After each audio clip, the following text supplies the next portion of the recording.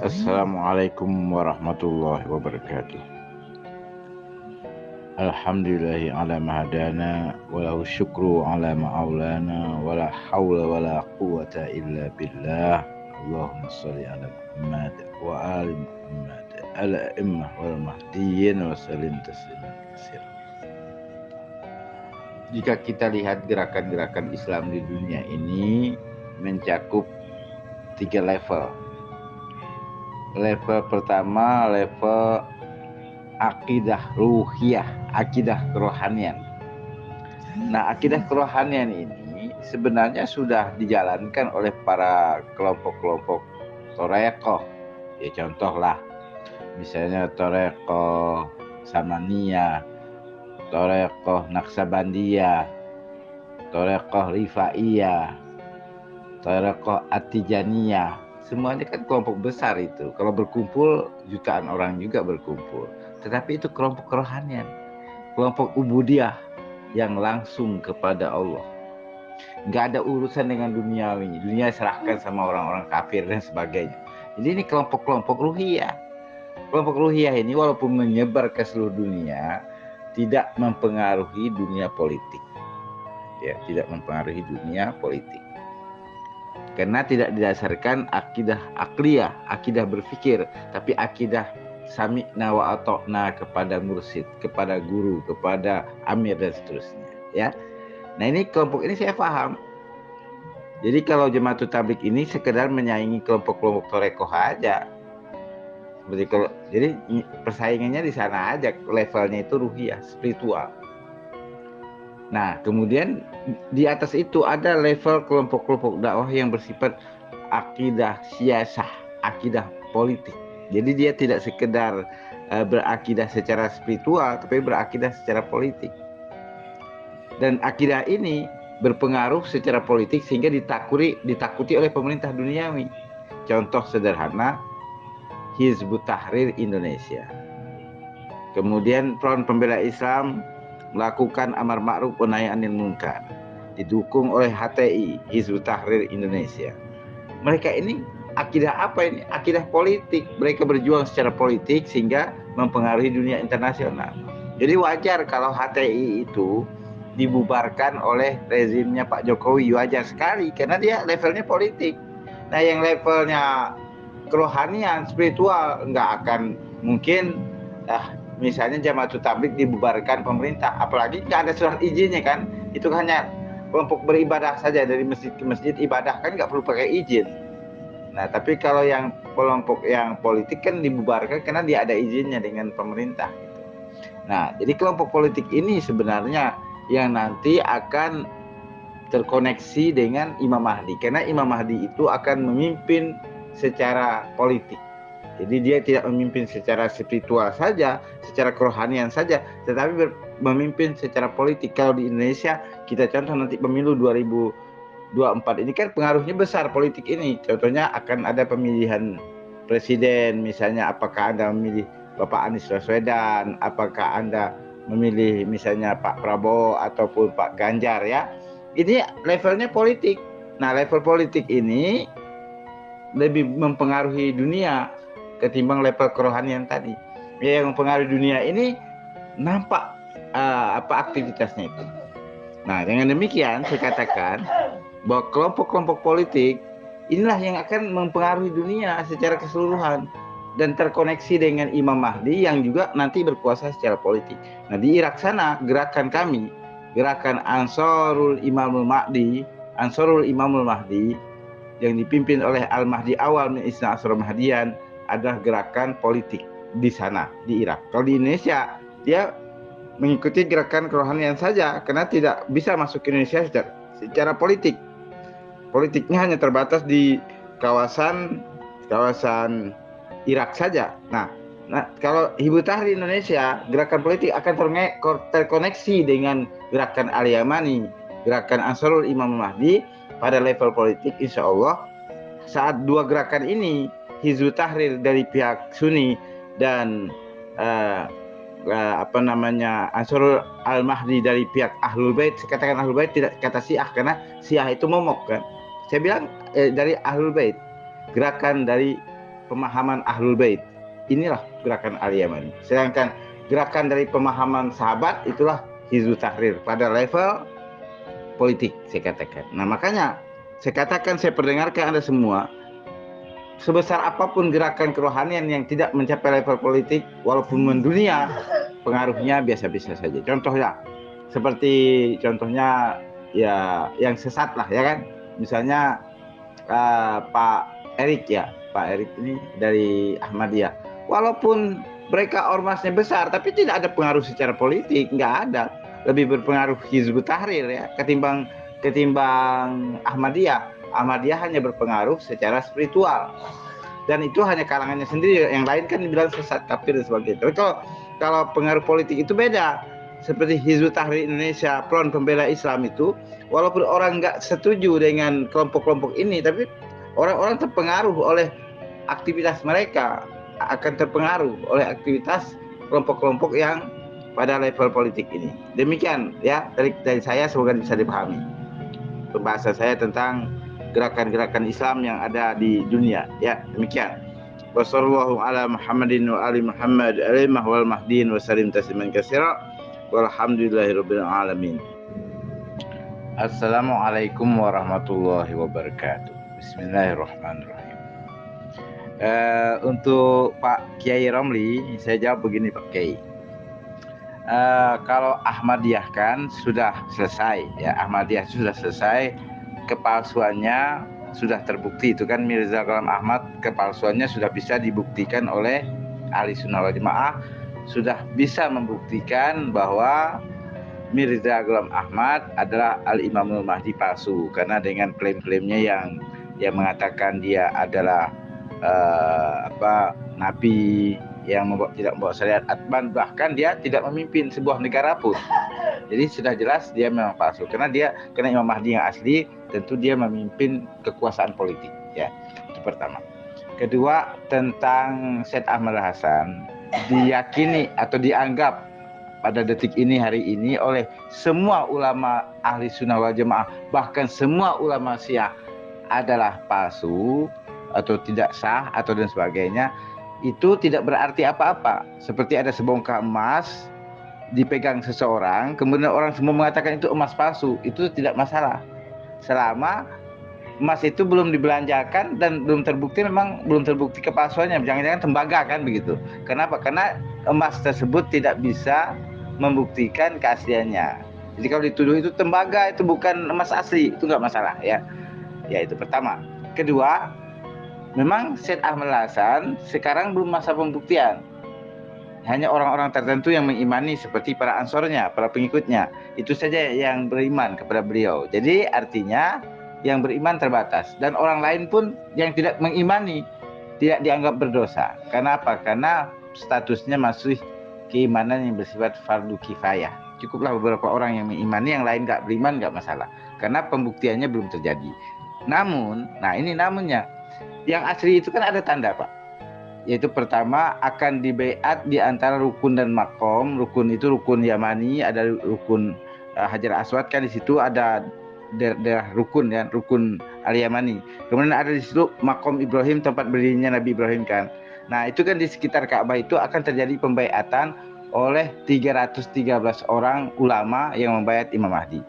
Menurut versinya Ahli Sunnah, dia adalah Imam Mahdi paksaan, dipaksa jadi Imam Mahdi atau dibaiat secara paksa karena dia tidak setuju jadi Imam Mahdi, katanya begitu.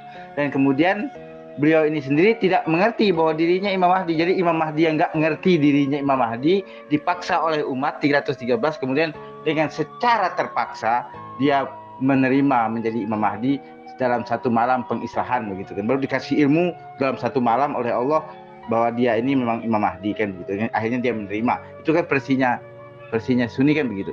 Tapi versi apapun, tapi intinya kalau terjadi pembaiatan di situ, bahkan lebih dahsyat pembuktiannya karena nantinya dikomentasi bahwa ada orang 313 itu membawa bendera. Al-bai'atu lillah, berbaiat hanya kepada Allah. Mereka membawa bendera.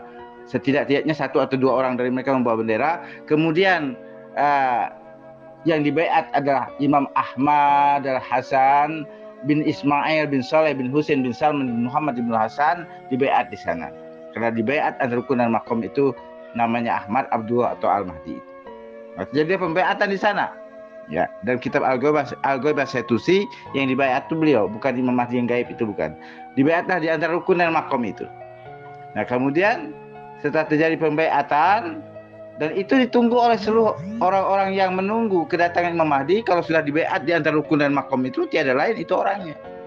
Bagaimana caranya? Apakah dia Imam Mahdi paksaan yang tidak tahu dirinya Imam Mahdi? Bahkan kalau menurut versi kami kan dia bukan paksaan, dia mengerti dia adalah Imam Mahdi yang ditunjuk, dan yang membayatnya itu bukan ulama kebetulan sporadis, tidak, tapi ulama memang pengikut beliau yang mengikuti yang disebut Ansarul Imam Mahdi yang membayat 313. Tapi harus ada tempat resminya, tempat resmi formalitasnya itu di antara rukun dan makom di Ka'bah, dan itu terjadi nanti sebentar, karena ini diprogram secara rapi oleh Ansarnya dan oleh imam sendiri bagaimana proses pembayatan itu di antara rukun dan makom. Nah, kalau ini terjadi, kemudian setelah itu beliau ternyata nanti akan menjadi penguasa di Irak sebagai Khalifatullah, sebagai khalifah yang disebut oleh Hizbut Tahrir sebagai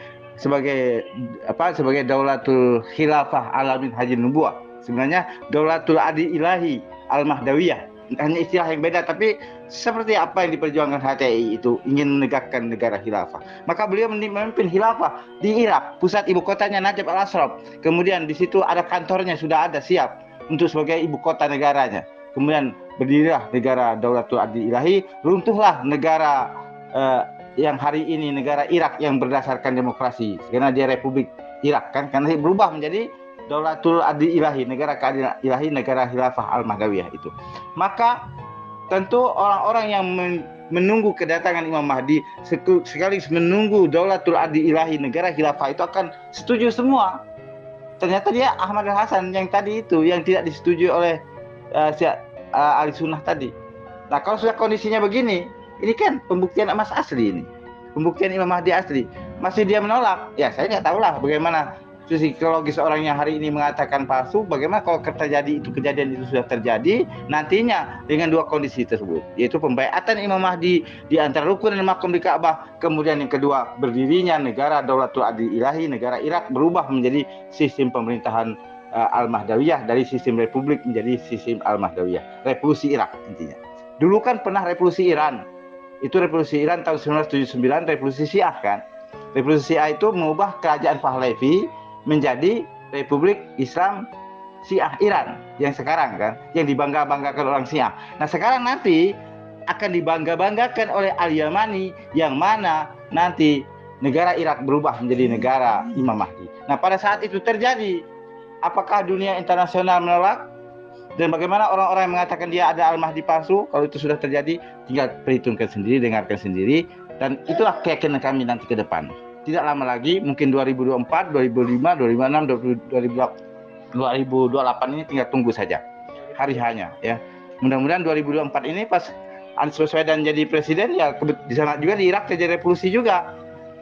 Di haji bulan depan sudah dibayat itu antar rukun dan makom, mudah-mudahan. Tapi kalau paling lama 2028 kita tunggulah masa hari hanya. Nah, itu pembuktian asli dan palsunya di sana, Pak. Terima kasih. Wassallallahu ala Muhammadin wa ali Muhammad wal mahdin wa salim tasliman katsira. Al-Yamani sudah hadir untuk menyeru umat manusia agar beriman dengan Imam Mahdi yang gaib itu, karena dia tidak diimani oleh umat ahli sunnah wal jamaah dengan umat salafi wahabi. Maka fungsi Al-Yamani mengajak manusia agar beriman dengan Imam Mahdi yang diimani oleh Syiah sendiri. Anda menentang? Aduh, Anda pengkhianat Imam Mahdi. Paham? Paham? Paham? Anda pengkhianat Imam Mahdi. Paham? Karena beliau ini diutus agar umat ahli sunnah wal jamaah dan umat salafi wahabi beriman dengan Imam Mahdi yang Anda imani itu loh. Terus Anda menentang? Anda munafik, penentang Imam Mahdi sendiri. Dakwahnya kalian halangi. Ayo. Itu fungsinya Al-Yamani. Paham? Paham? Waalaikumsalam warahmatullahi wabarakatuh. Yang terhormat Abahku Gusti Jaga Sukma bin Mas Fajri Sukodono Kalimantan Tengah, betul kan? Ya, silakan saja sampean bermimpi berhalunisasi tentang itu. Pertama, karena itu kan belum terjadi. Sedangkan yang saya kaji berdasarkan referensi, ya. Semua referensi yang saya punya, saya baca ini, baik dari referensi teman-teman Syiah, ya, maupun referensi kami Ahlus Sunnah wal Jamaah, tidak diketemukan satupun bab, satupun pasal yang menjelaskan bahwa Imam Mahdi yang asli itu membenci leluhurnya. Kalau membenci leluhurnya berarti membenci dirinya sendiri, ya kan? Karena apa? Karena Al-Yamani seperti panjenengan sering menarasikan menggelari Sayyidina Abu Bakar Siddiq dengan munafikun awal, menggelari Sayyidina Umar bin Khattab Al-Faruq dengan muallimun iblis, ya. Itu menunjukkan kepalsuannya Al-Mahdi itu. Karena apa? Karena Allah Subhanahu wa taala dan baginda Nabi serta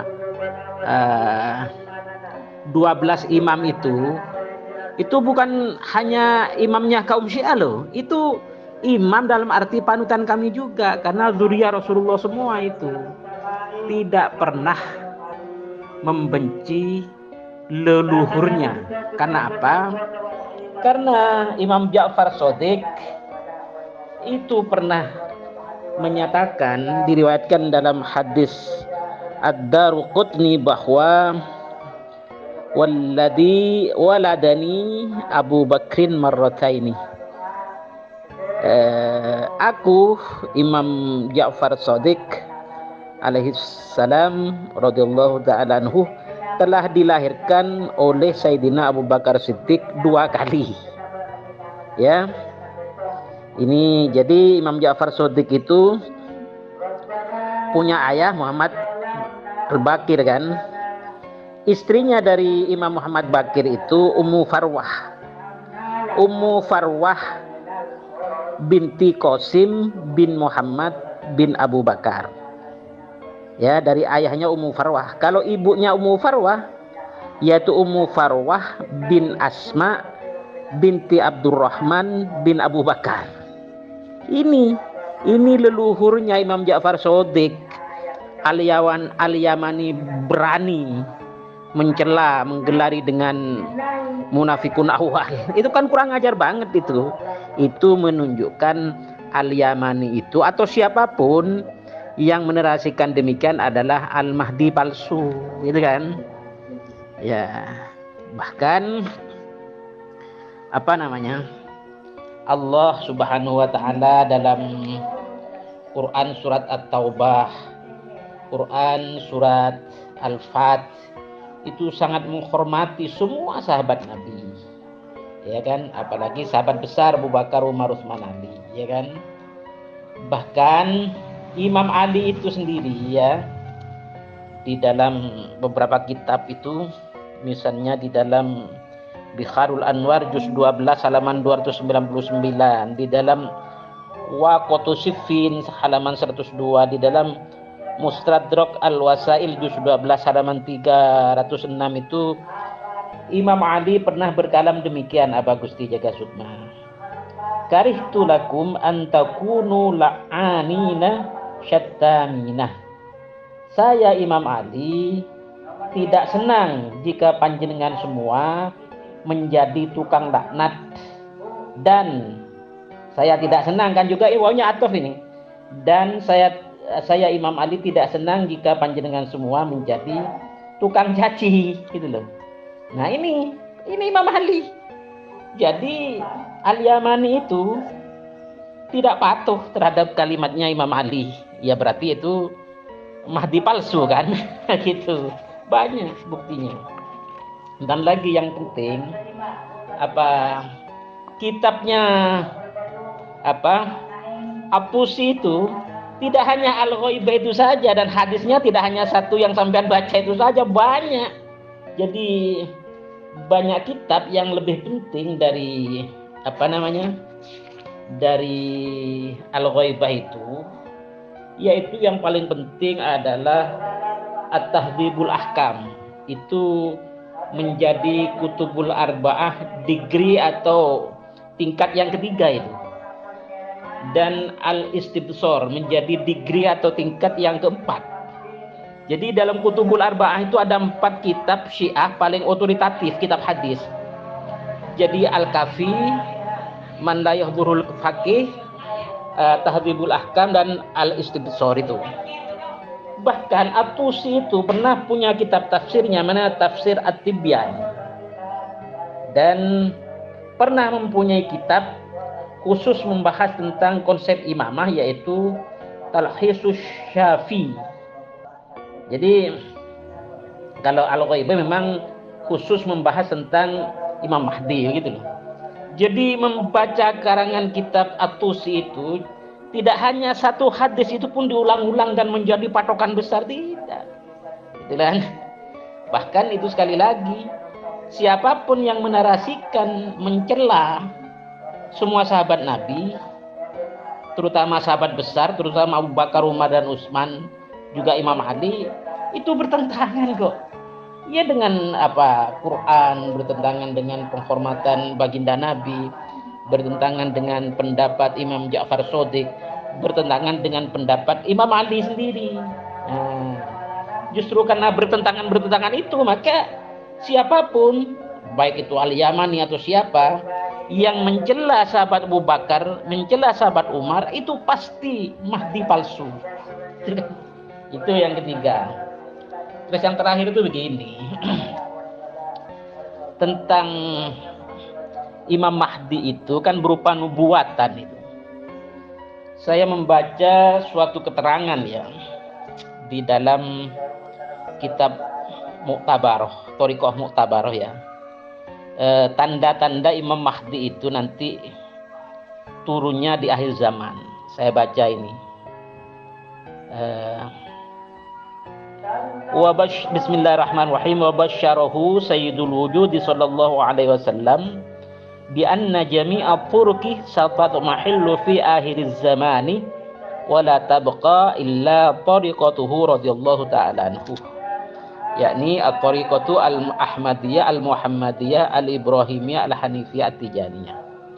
Wa qala ba'du ahli al-kashfi inna turuqah kullaha fi akhir zamani tasiru ila hadhihi at-tariqati al-muhammadiyyati wa dhalika indama tasiru turuqu tariqan wahidan wal madahibu madhaban wahidan. Terus ini banyak ini.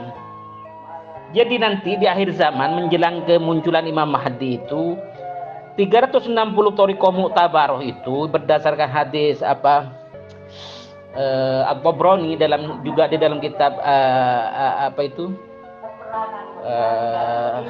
lupa saya nama kitabnya, bahwa thariqah mu'tabaroh yang 360 itu nanti melebur menjadi satu thariqah, yaitu thariqah Tijaniyah. Dan semua madhab itu melebur, baik madhab Zaidiyah, madhab Syiah, madhab yang 4 itu melebur menjadi satu madhab. Wakilah madhabnya Hanafi, madhab yang tertua itu, gitu kan. Bahkan itu tanda-tandanya nanti mana ini? Ini Bismillahirrahmanirrahim. Wa annal imam al-mumtawaru akhul lahum fi tariqati wa min alamati khurujihi kathratu ahli hadhihi tariqati wa anna khurujahu min biladil masyriqi wa yubayyi'u lahu indal baiti. Ini dibayat nanti di Ka'bah sana. Wa ya'khudhuhu hadhihi tariqatu tariqata at-tijaniyata inda man lahul idhnus sahihu bil madinatil munawwarah. Wa anna ahla tariqati kullahum a'la martabatan min akabiril aqtab, dan seterusnya.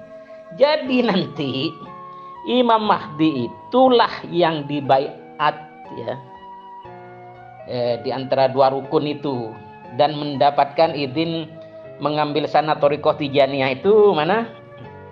Di Madinatul Munawwarah.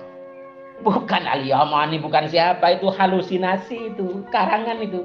Kalau saya baca ini, walaupun kitab nubuatan tetapi dari kitab thariqah mu'tabaroh. Jadi semua ajarannya termasuk kitab-kitabnya ya mu'tabaroh juga gitu loh.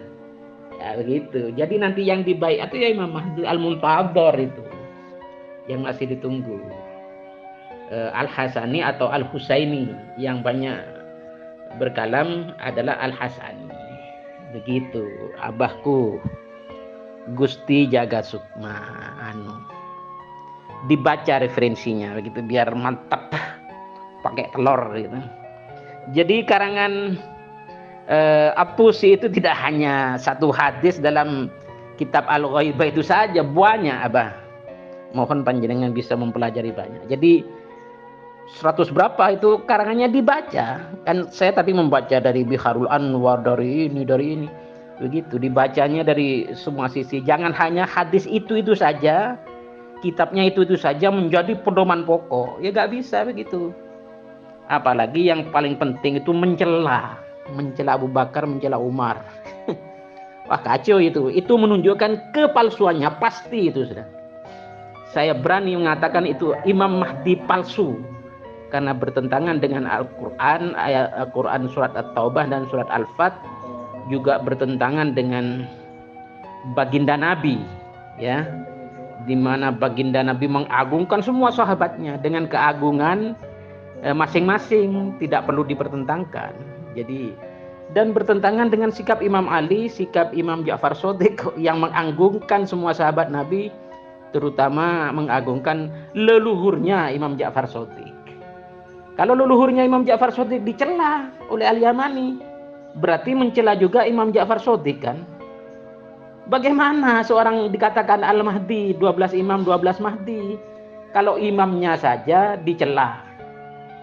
Kalau leluhur dari imamnya saja dicela, itu kan Mahdi palsu itu loh.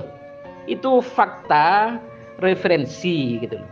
Dan yang terakhir dalam buku At-Tusi itu An-Naubakhti itu disebutkan, jadi Syiah itu ya, sejak wafatnya baginda Nabi terpecah menjadi banyak itu. Sejak wafatnya Imam Ali terpecah lagi menjadi banyak lagi.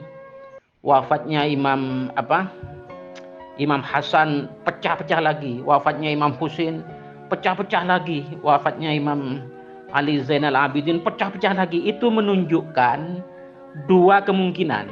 Yang pertama, bahwa ternyata wasiat Nabi tentang susunan urutan nama-nama Imam 12 itu, termasuk 12 Mahdi itu, adalah palsu, adalah fiktif, adalah tidak ada.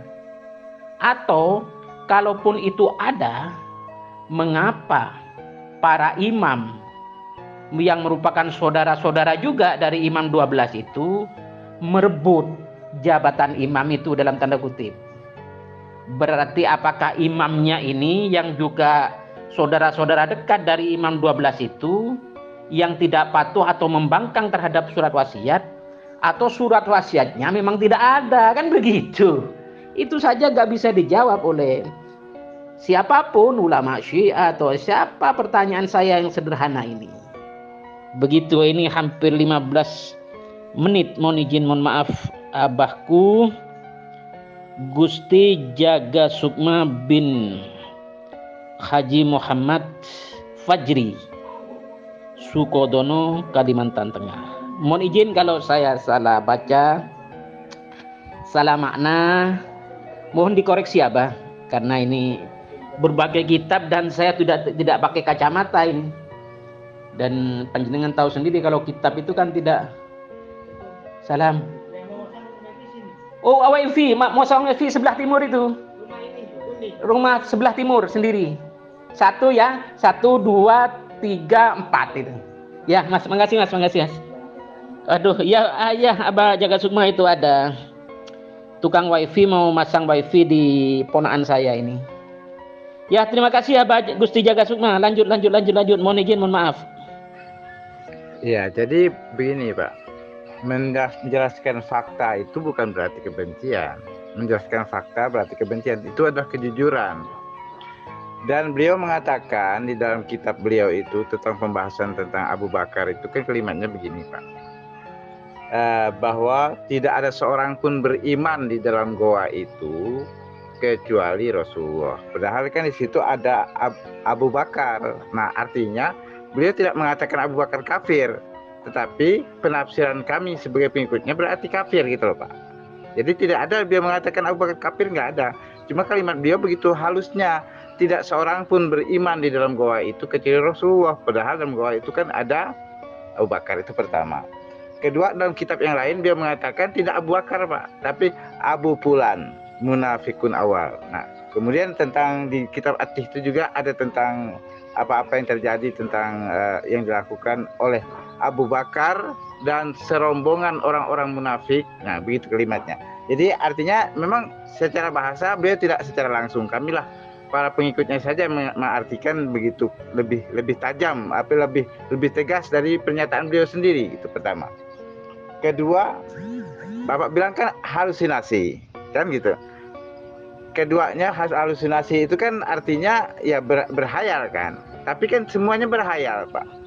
Hizbut Tahrir itu berhayal akan tegaknya negara khilafah. Sampai sekarang belum tegak-tegak. Jadi berhayal itu kan biasa aja Pak. Nah kemudian tentang dalil-dalil Pak. Kami meyakini adanya badak. Badak itu sebuah rencana Allah yang pasti terjadi, yang di luar prediksi para ulama, baik ulama Sunni, ulama Syiah. Prediksinya karena berdasarkan ilmu mereka dari kitab-kitab tadi ternyata tidak sesuai dengan fakta yang terjadi, dan itu akan terjadi di masa depan Pak.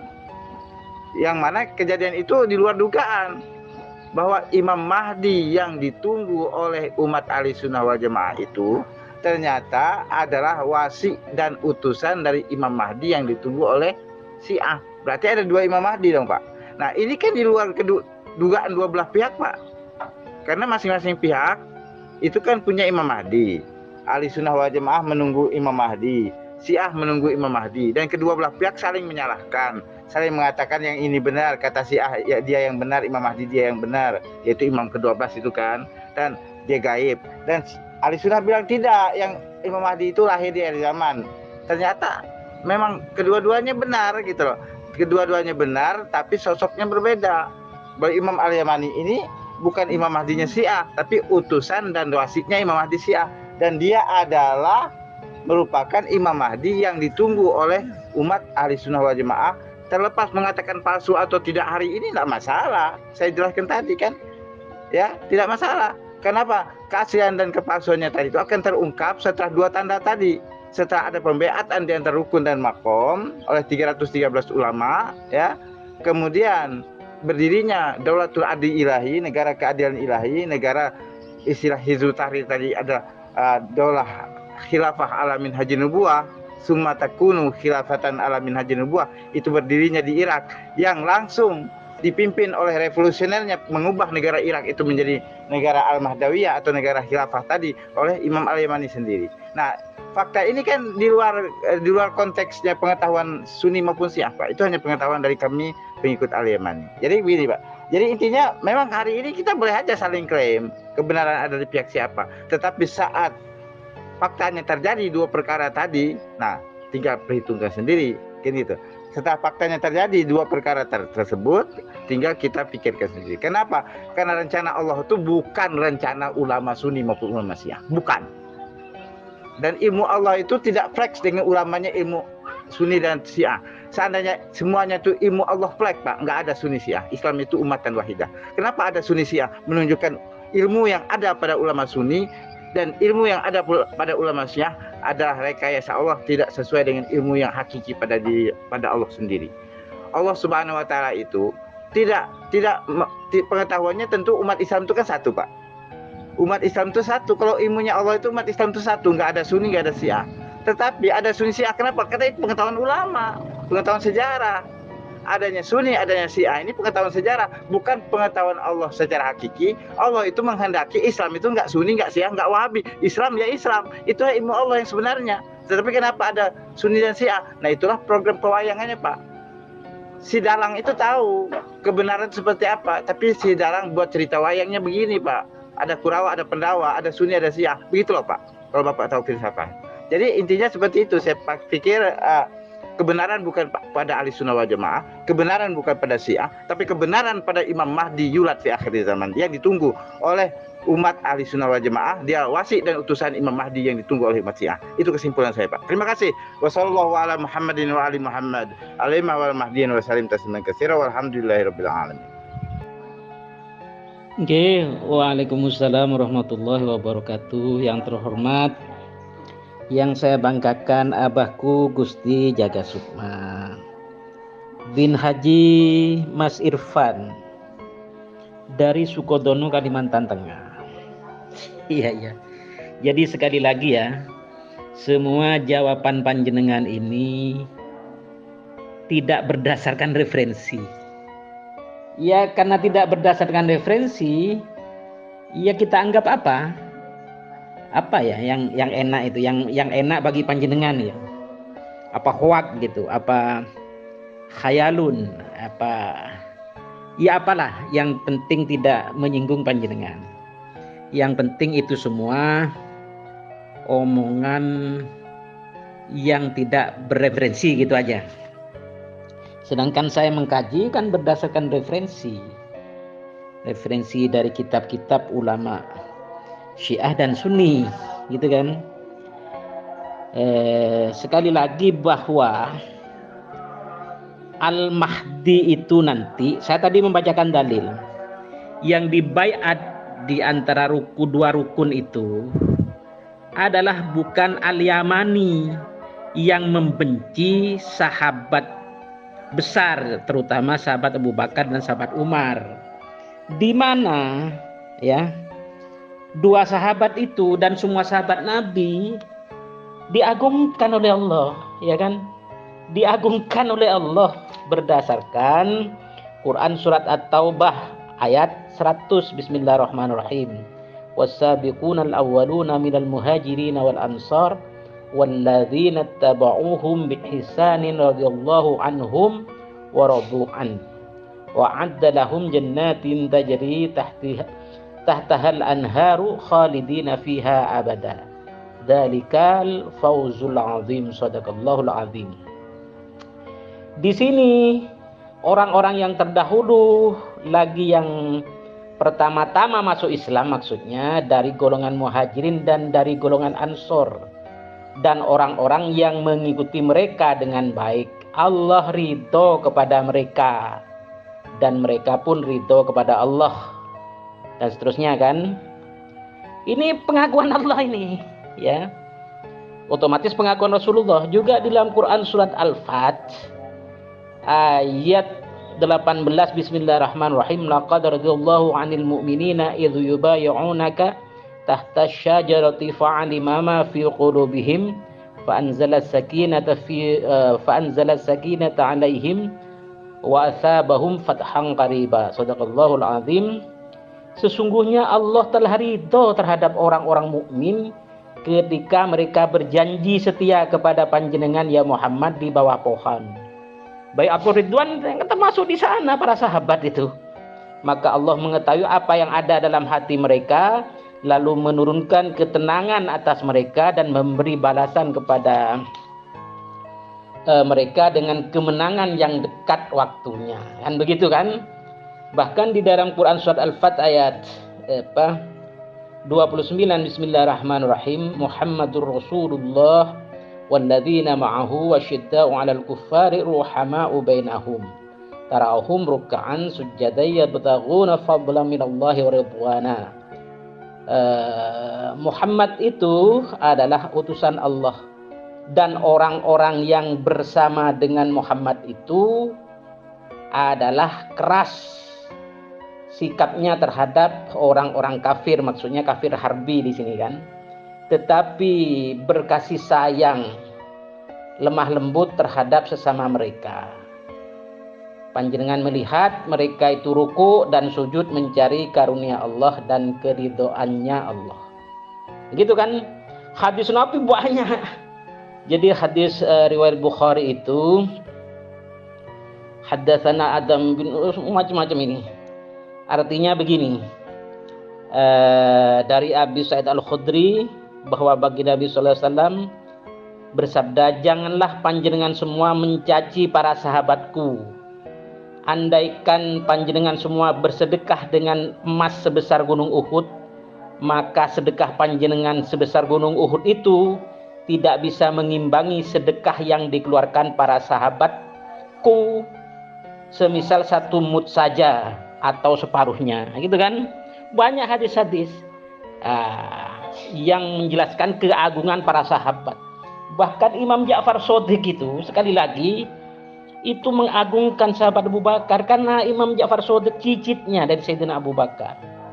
Ya. Lalu kenapa Al-Yamani ini yang mengaku Mahdi ini atau mengaku wasil, terserah apapun istilahnya, kok mencela sahabat Abu Bakar, kok mencela sahabat Umar?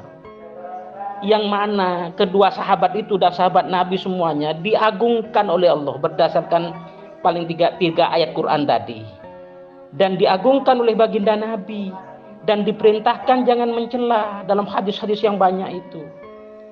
Mengapa Al-Yamani berani menentang gitu? Berarti Al-Yamani ini Mahdi palsu atau wasi palsu, begitu kan, berdasarkan ayat ini, ya kan? Bahkan Imam Ali, "Saya tidak suka kalau panjenengan menjadi tukang laknat, tukang caci." Ini tidak diakui lagi, tidak disepakati, tidak diikuti oleh Al-Yamani karena dia mencela sahabat Abu Bakar, sahabat Umar. Itu kan Mahdi palsu atau wasi palsu kan, begitu kan? Saya mengkaji dari teks, kajian teks gitu kan. Itu yang pertama. Yang kedua, banyak nanti ini yang dimaksud dengan konsep Al-Mahdiyah itu, yang paling utama dan pertama ya, bahwa Al-Mahdi itu nanti masih ditunggu. Nanti yang dibaiat di antara 2 rukun itu dan yang dibaiat mengambil tarikat Tijaniyah itu adalah Al-Mahdi yang asli, yang nanti itu. Bukanlah Al-Yamani sebagai Mahdi atau wasi palsu karena menentang kitab Allah, menentang Rasulullah, menentang Imam Ali, menentang Imam Ja'far Shadiq gitu kan. Nah, jadi kalau itu faktanya nanti begini, nggak berlaku fakta itu. Fakta itu tidak berlaku terhadap Al-Yamani karena satu saja. Al-Yamani itu mencela sahabat Abu Bakar, sahabat Umar. Yang mana sahabat Abu Bakar dan sahabat Umar dan semua sahabat Nabi itu oleh Allah diagungkan. Sudah ridho Allah. Oleh baginda Nabi dilarang mencela mereka itu. Oleh Imam Ali dilarang mencela dan mencaci. Oleh Imam Ja'far Shadiq diagungkan leluhurnya. Mengapa Al-Yamani berani menentang itu semua? Itu berarti Al-Yamani sebagai wasi palsu atau Mahdi palsu. Jadi semua fakta sejarahnya ya karena Mahdi palsu, wasi palsu ya tidak berlaku itu, gitu loh. Saya tadi kan sudah membacakan dalil-dalil itu. Banyak kalau saya baca dalil tentang Mahdi yang akan datang. Baik saya baca dari kitab-kitab Syiah maupun dari kitab-kitab Sunni, yang pasti tidak menentang apa yang ditetapkan oleh Allah, tidak menentang apa yang ditetapkan oleh baginda Nabi, tidak menentang apa yang ditetapkan oleh Imam Ali dan Imam Ja'far Shadiq. Itu saja. Saya kalau membaca dalil kan itu banyak, saya mengetik segala macam dalil. Panjenengan cuma berkatanya cuma mutar gitu aja tanpa membacakan referensi kan. Ya kan payah kalau begitu Abu Gusti Jaga Sukma. Saya membaca referensi dari berbagai kitab, panjenengan mutar-mutar saja tanpa referensi apa namanya itu. Ya biar biar hadirin lah yang yang menilai itu. Ya begitu kan. Ya aduh, banyak ini kalau saya baca menjadi berapa menit lagi referensi tentang orang yang mencela sahabat itu. Ya, jadi orang yang mencela sahabat itu ya sudah pasti menentang Allah, menentang Rasulullah, menentang Imam Ali, menentang Imam Ja'far Shadiq. Jadi semua pengakuannya sebagai apapun itu palsu. Karena pucuknya sudah ditentang, gitu kan? Ya begitu dulu. Apa Gusti Jaga Sukma yang saya hormati ya. Jadi mohon kalau berdiskusi itu dibaca referensinya. Jangan dengan mutar-mutar omong saja kan takut menjemukan gitu lah. Dan perlu diketahui ya, At-Tusi itu karangannya tidak hanya Al-Ghaibah itu, dan Al-Ghaibah itu hadisnya tidak hanya satu itu saja. Ya kan? Dan berdasarkan kitabnya dan pendapatnya Firaqus Syiahnya An-Naubakhti itu, sekali lagi ini tidak pernah dijawab oleh siapapun. Sejak wafatnya baginda Nabi, Syiah itu terpecah banyak sudah.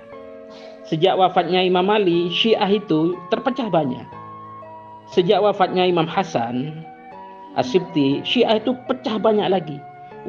Setelah wafatnya Imam Husain, terpecah banyak lagi. Setelah wafatnya Imam Ja'far Shadiq, Imam semua banyak lagi, gitu loh. Jadi artinya pertanyaan saya gak pernah bisa dijawab oleh siapapun, ulama Syiah siapapun di dunia akhirat itu. Jadi dengan kenyataan itu ya, apakah surat wasiat tentang urutan nama-nama imam, terutama 12 imam dan 12 mahdi itu, apakah surat wasiat itu tidak ada, atau fiktif, atau aspal, asli tapi palsu, atau para imam yang merupakan saudara dekat dari imam 12 itu tidak patuh terhadap surat wasiat itu. Itu aja. Jadi pilihannya ada dua. Apakah para imam, saudara dari 12 imam itu, yang membangkang terhadap surat wasiat, atau memang surat wasiatnya itu tidak ada, gitu loh. Ya itu saja. Jadi pilihan sulit itu, Abahku Gusti Jaga Sukma, pasti sangat sulit. Jadi kalau kalau membahas itu ya ya dengan dalil lah. Saya membaca satu dalil saja ya, yang menunjukkan keabsutan Imam 12, Imam Mahdi itu. Dari kitab Syiah saya baca ini ya. Saya baca kitabnya ulama Syiah terkenal ini, Syekh Al-Hasan bin Musa An-Naubakhti, Firaqus Syiah, halaman 96. Teksnya begini: lam yura lahu khalafun walam yu'rafu lahu waladun zahirun faqtasama ma zahara min mirathihi akhuhu Ja'faru wa ummuhu. Wah, ini ulama Syiah terkenal ini, malah ulama Syiah paling sip ini. Ya semacam ulama Kutubus Sittah ini.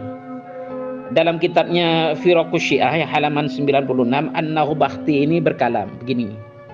Beliau, maksudnya Imam Al-Askari ya, tidak meninggalkan pengganti, artinya tidak mempunyai putra kan, juga tidak diketahui punya putra atau punya anak, juga harta peninggalannya diwariskan kepada Ja'far saudaranya, juga diwariskan kepada ibunya.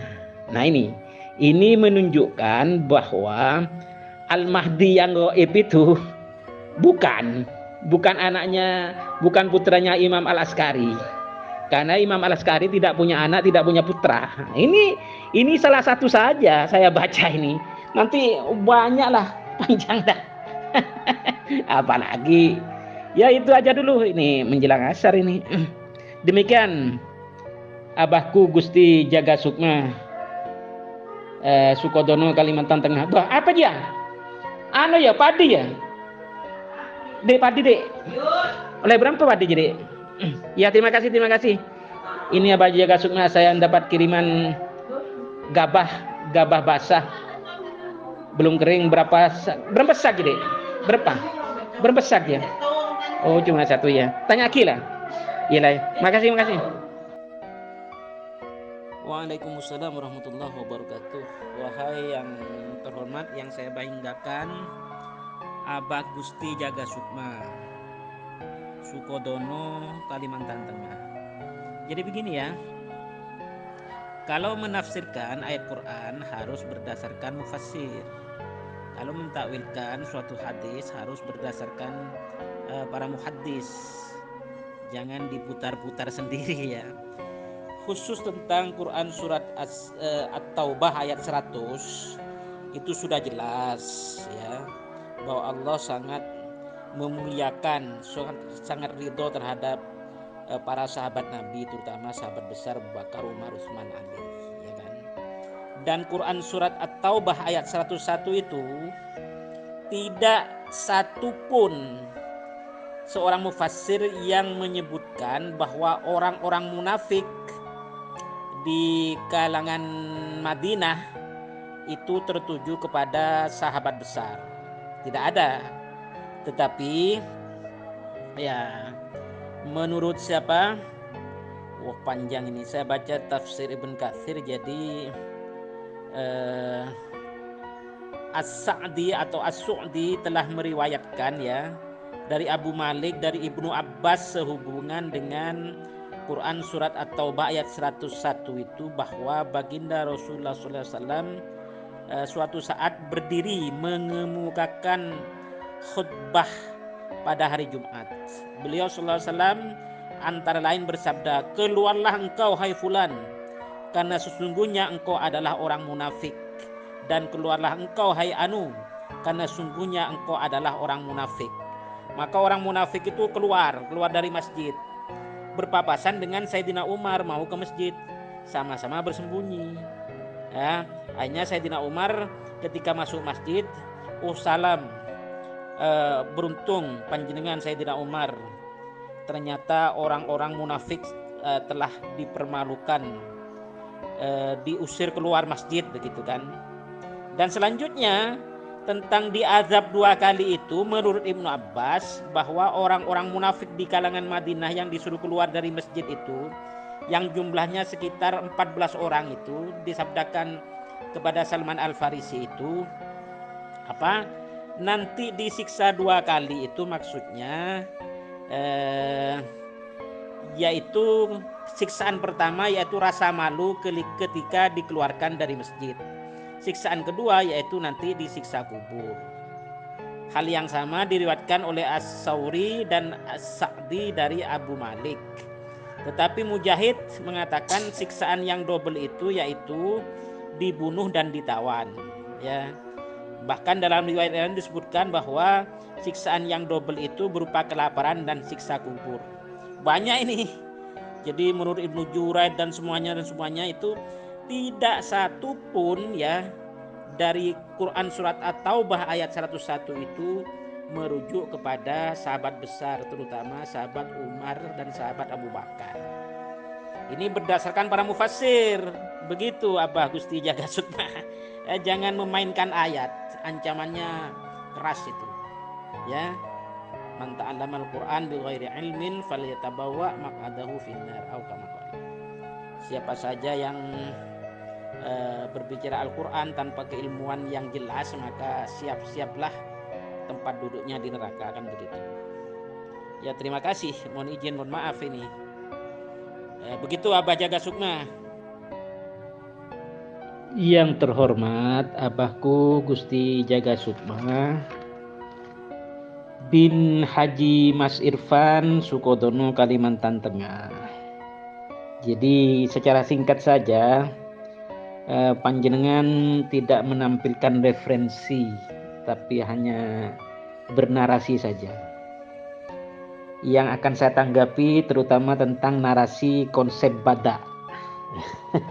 Jadi konsep bada itu artinya menuduh Allah itu tidak mengetahui, tidak maha mengetahui terhadap segala sesuatu gitu kan. Ya, wah itu sangat sangat apa namanya? Sangat bertentangan dan sangat ditentang ya. Oleh siapa? Oleh apa? Imam Abu Abdillah apa? Imam Abu Abdillah Ja'far As-Sadiq ya. Di dalam kitab Syiah yaitu Usulul Kafi atau Al-Kafi dari Al-Kulaini di juz 1 halaman 148 berbunyi begini. Jadi Ibnu Babaweh ya, Al-Qumi, ini ulama Syiah terkenal semua. Dalam kitabnya At-Tauhid malah mengutip perkataan Imam Abu Abdillah Ja'far As-Sadiq sebagai berikut.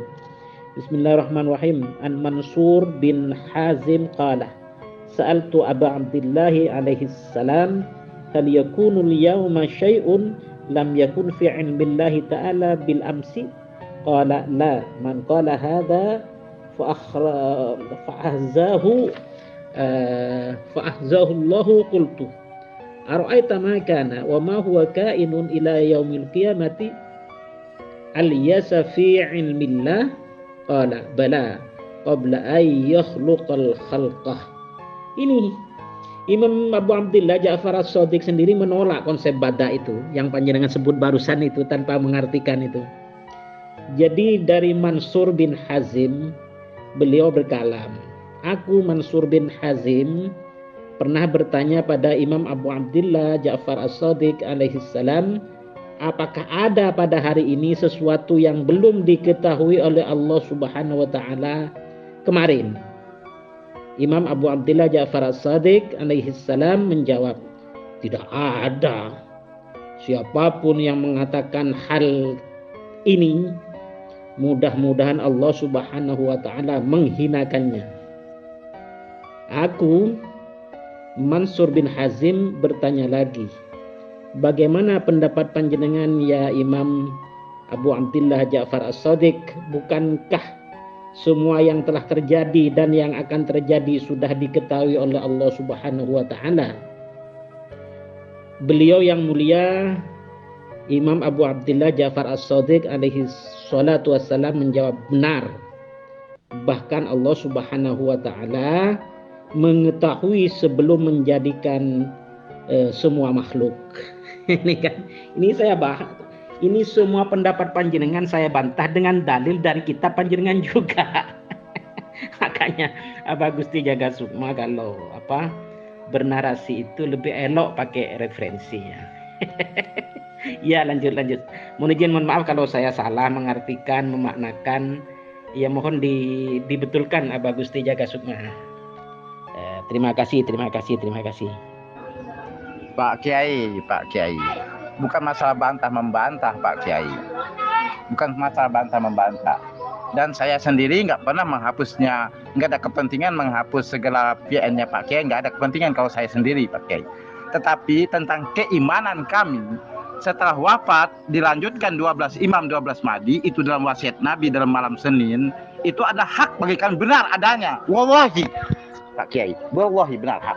Nah, masalah itu ada hal, tidak masalah bantah-membantah, itu masalah lakum dinukum waliyadin Pak Kiai.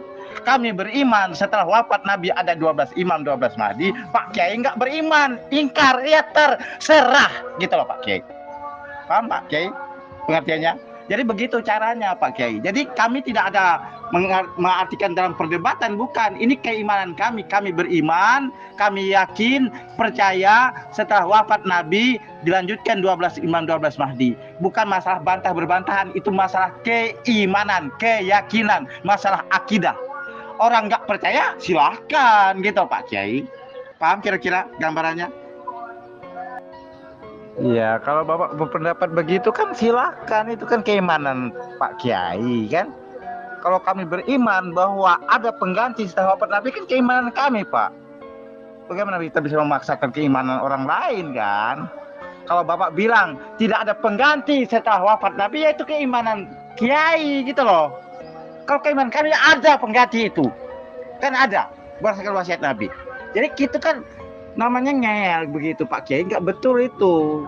Keimanan kita masing-masing. Agama aja lakum dinukum waliyadin, kayak gitu Pak.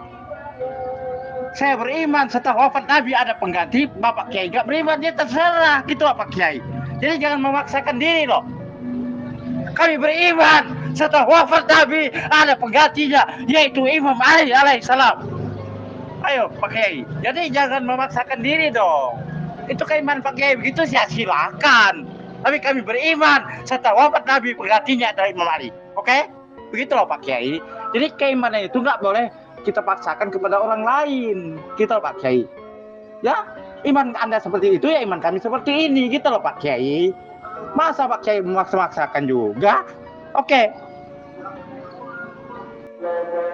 Wahai netizen di grup manapun, di Zoom manapun, saya umumkan ya, ketika salah satu admin di dalam grup Islam Madhab Intelektual ya tidak bisa membantah pertanyaan dan pernyataan saya yang penuh hujah, penuh referensi, ya, maka voice note saya di-delete, dihapus.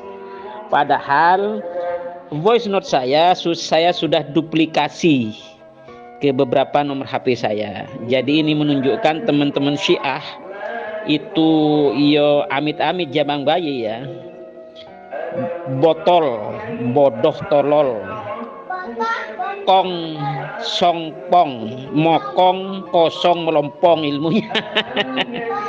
Jadi sekali lagi saya jawab ya, bahwa baginda Nabi Muhammad SAW tidak pernah menunjuk pengganti setelah kewafatan beliau Sallallahu Alaihi Wasallam kama huwa ahluh. Bahkan Imam Ali sendiri ketika ditanya oleh para sahabatnya dalam satu majelis taklimnya, Imam Ali ditanya begini ya, sebentar ini panjang ini faqala lahu rajulun minal qaum ala ta'ahhada ya amirul mu'minin, qala la walakinni atrakuhum kama tarakahum Rasulullah sallallahu alaihi wasallam. Ini saya tantang admin dari grup Islam Madhab Intelektual ini, saya tantang menerjemahkan kalimat Imam Ali ini.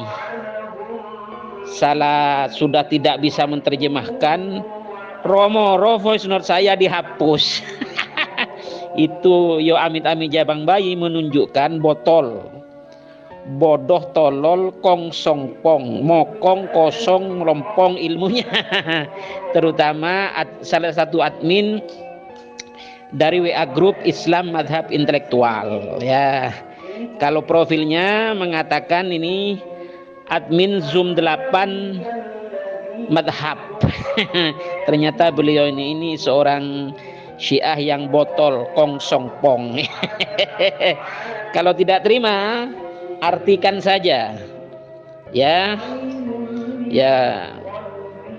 pernyataan jawaban Imam Ali, la walakinni atrakuhum kama tarakahum Rasulullah sallallahu alaihi wasallam. Itu saya tantang panjenengan, si botol kong songpong, terjemahkan voice note. Jangan cuma mendelete, saya sudah duplikasi kok voice note saya.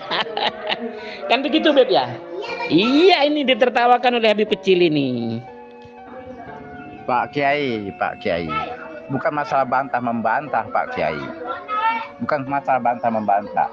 Dan saya sendiri nggak pernah menghapusnya, nggak ada kepentingan menghapus segala PN-nya Pak Kiai, nggak ada kepentingan kalau saya sendiri Pak Kiai. Tetapi tentang keimanan kami, setelah wafat dilanjutkan 12 imam 12 mahdi itu dalam wasiat Nabi dalam malam Senin, itu ada hak bagi kami, benar adanya, wallahi Pak Kiai, wallahi benar hak. Nah, masalah itu ada hal tidak masalah bantah-membantah, itu masalah lakum dinukum waliyadin Pak Kiai. Kami beriman setelah wafat Nabi ada 12 imam 12 mahdi, Pak Kiai nggak beriman, ingkar, ya terserah gitu loh Pak Kiai. Paham Pak Kiai pengertiannya? Jadi begitu caranya Pak Kiai. Jadi kami tidak ada mengartikan dalam perdebatan, bukan. Ini keimanan kami. Kami beriman, kami yakin, percaya setelah wafat Nabi dilanjutkan 12 imam 12 Mahdi. Bukan masalah bantah berbantahan, itu masalah keimanan, keyakinan, masalah akidah. Orang nggak percaya silahkan gitu Pak Kiai. Paham kira-kira gambarannya? Wahai Mbak Unang ya, yang sudah sepuh, istirahat saja. Hujahnya panjenengan mulai dulu itu saja diulang-ulang ya. Bahwa pengganti Rasulullah setelah Rasulullah wafat dipilih oleh para sahabat, itu juga diakui oleh Imam Ali ya, dalam kitab Nahjul Balaghah, bukan, dalam kitab Syarah Nahjul Balaghah juz 1 halaman 132 ya. Imam Ali ketika ditanya tentang terpilihnya Khalifah Abu Bakar Siddiq, Imam Ali menjawab, wa inna lanaro Aba Bakrin haqqan nasi biha. Kami sungguh melihat Abu Bakar As-Siddiq memang orang yang paling berhak, paling pantas untuk menjadi khalifah. Ya kan? Ini Imam Ali sendiri yang berkata, yang berkalam. Bahkan di dalam kitab Nahjul Balaghahnya halaman 181 182, Imam Ali lebih lanjut berkalam begini, da'uni waltamisu ghairi fa an akuna lakum waziran khairul lakum min an akuna alaikum amiran. Wis tinggalkan aku begitu kan. Imam Ali berkalam itu, cari orang lain saja, karena bagiku menjadi wazir, menjadi menteri, menjadi pembantu khalifah lebih baik daripada menjadi amir, menjadi khalifah bagi panjenengan semua, gitu kan. Bahkan di dalam kitab yang sama di halaman 322, Imam Ali lebih lanjut menyatakan begini, wallahi maka natsli fil khilafatih rugbatun wala fil wilayati irbatun walakinnakum da'utumuni ilaiha wa hamaltumuni alaiha. Demi Allah, Imam Ali bersumpah ini, demi Allah, aku Imam Ali sama sekali tidak menghendaki jabatan khilafah ini, dan tidak ada pula hasrat hati, kehendak hati, niat hati untuk menduduki jabatan wilayah. Hanya saja panjenengan semua mengajakku dan membawaku kepadanya, kepada jabatan kekhalifahan, kekhilafahan, kewilayahan ini. Ini Imam Ali semua. Abah Unang, ini wah, saya kalau membaca ya dari kitab-kitab Syiah sendiri kok. Waduh. Setelah Rasul wafat, menurut Tijani Abu Bakar Abu Bakar itu dipilih rakyat, bukan ditunjuk Rasul, bukan ditunjuk Allah.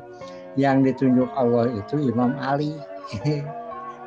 Ya, ditunjuk tuh, bahkan Imam Ali dilantik, ya. Tahu pelantikan Imam Ali tanggal 18 Zulhijjah, gak tahu ente. Ente gak tahu pelantikan Imam Ali tanggal 18 Zulhijjah di Qadirhum, gak tahu hadis Qadirhum. Bego. Setelah Rasul wafat, menurut Tijani Abu Bakar Abu Bakar itu dipilih rakyat, bukan ditunjuk Rasul, bukan ditunjuk Allah. Yang ditunjuk Allah itu Imam Ali. Ya, ditunjuk tuh, bahkan Imam Ali dilantik, ya. tahu pelantikan Imam Ali tanggal 18 Zulhijjah, gak tahu ente. Ente gak tahu pelantikan Imam Ali tanggal 18 Zulhijjah. Di Qadirhum gak tahu hadis Qadirhum. Bego. Wahai Mbak Unang ya, yang sudah sepuh, istirahat saja. Hujahnya panjenengan mulai dulu itu saja diulang-ulang ya. Bahwa pengganti Rasulullah setelah Rasulullah wafat dipilih oleh para sahabat, itu juga diakui oleh Imam Ali ya. Dalam kitab Nahjul Balaghah, dalam kitab Syarah Nahjul Balaghah juz 1 halaman 132 ya. Imam Ali ketika ditanya tentang terpilihnya Khalifah Abu Bakar Siddiq, Imam Ali menjawab, wa inna lanaro Aba Bakrin haqqan nasi biha. Kami sungguh melihat Abu Bakar As-Siddiq memang orang yang paling berhak, paling pantas untuk menjadi khalifah. Ya kan? Ini Imam Ali sendiri yang berkata, yang berkalam. Bahkan di dalam kitab Nahjul Balaghahnya halaman 181 182, Imam Ali lebih lanjut berkalam begini, da'uni waltamisu ghairi fa an akuna lakum waziran khairul lakum min an akuna alaikum amiran.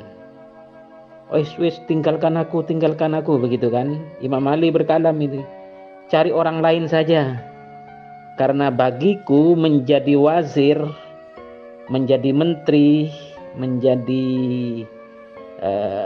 pembantu khalifah lebih baik daripada menjadi amir, menjadi khalifah bagi panjenengan semua, gitu kan.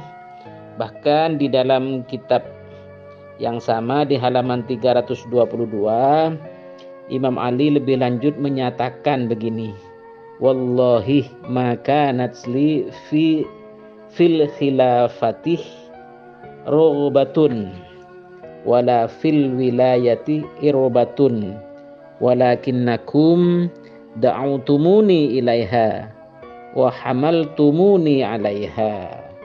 Demi Allah, Imam Ali bersumpah ini, demi Allah, aku Imam Ali sama sekali tidak menghendaki jabatan khilafah ini, dan tidak ada pula hasrat hati, kehendak hati, niat hati untuk menduduki jabatan wilayah.